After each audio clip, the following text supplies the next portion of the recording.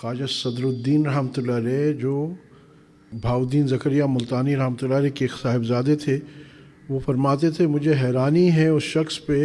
کہ جو جب کلام پاک پڑھے اور اس پہ ہر بار نئے معنی نہ کھلیں۔ لفظ تو قرآن پاک کے نہیں بدلتے، مگر معنوں کی گہرائی اور حقیقت بدل جاتی ہے۔ بار بار میں مثال بھی عرض کرتا ہوں کہ ایک دوسری جماعت کا بچہ اگر ایک سیب کو دیکھتا ہے تو اس کی سیب کے بارے میں سمجھ کا ایک معیار ہوتا ہے، ایک لیول ہوتا ہے۔ وہی اگر ایک میٹرک کا طالب علم دیکھتا ہے، وہی ایک بی ایس سی کرتا ہوا بایولوجی کا اسٹوڈنٹ دیکھتا ہے،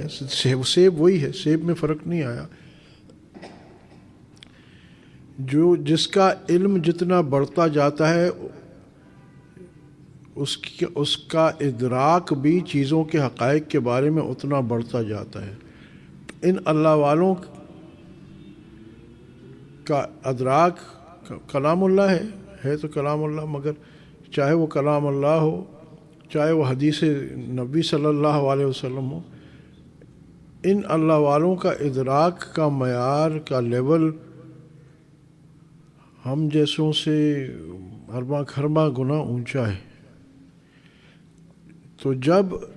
اس کی سمجھ اس کے ادراک کے مطابق یہ گفتگو فرماتے ہیں، چاہے لفظ کم و بیش اسی انداز میں ہمیں لگ رہے ہوتے ہیں، مگر سمندر کو کوزے میں بند کر کے یہ حقائق بیان کر دیتے ہیں۔ ایک بات۔ دوسری بات یہ ہے کہ حقیقت کلام پاک صرف ظاہری لفظوں میں نہیں ہے، اس کا ایک باطنی یعنی بلکہ گہرائی جو ہے وہ باطنی جز ہے نا، جو آپ کی میری روح پہ گرتی ہے۔ تو یہ حضرات جب کلام کرتے ہیں تو صرف ان کے کلام میں ظاہری الفاظ نہیں ہوتے، بلکہ ان کی روحانی توجہات بھی ہوتی ہیں جو ہماری روح پہ گرتی ہیں۔ ہمارے شیخ مولانا شمس الرحمن عباسی دامت برکاتہم علی فرماتے ہیں کہ اگر تم کسی دیندار آدمی کی کتاب کسی غیر دین موضوع پہ بھی پڑھو گے تو تمہیں فائدہ ہوگا، تمہاری روحانیت میں فائدہ ہوگا، تمہارے دین میں فائدہ ہوگا۔ اور اگر کسی بے دین آدمی کی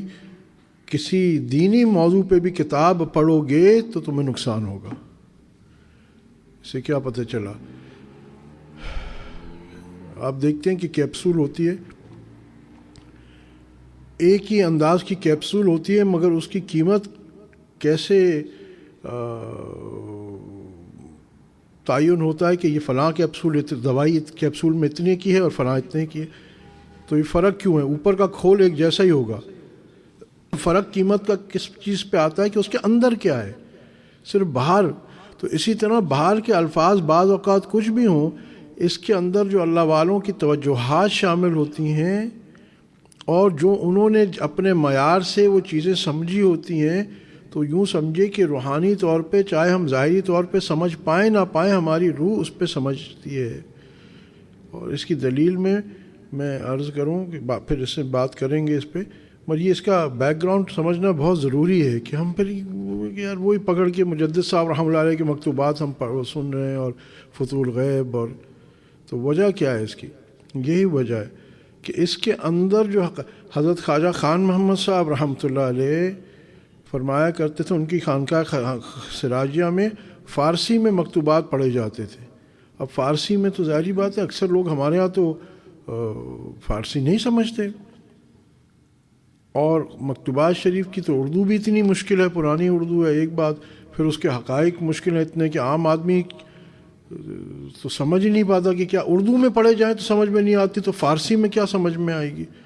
مگر حضرت خواجہ صاحب فرماتے تھے کہ اس کی بے پناہ برکت ہے،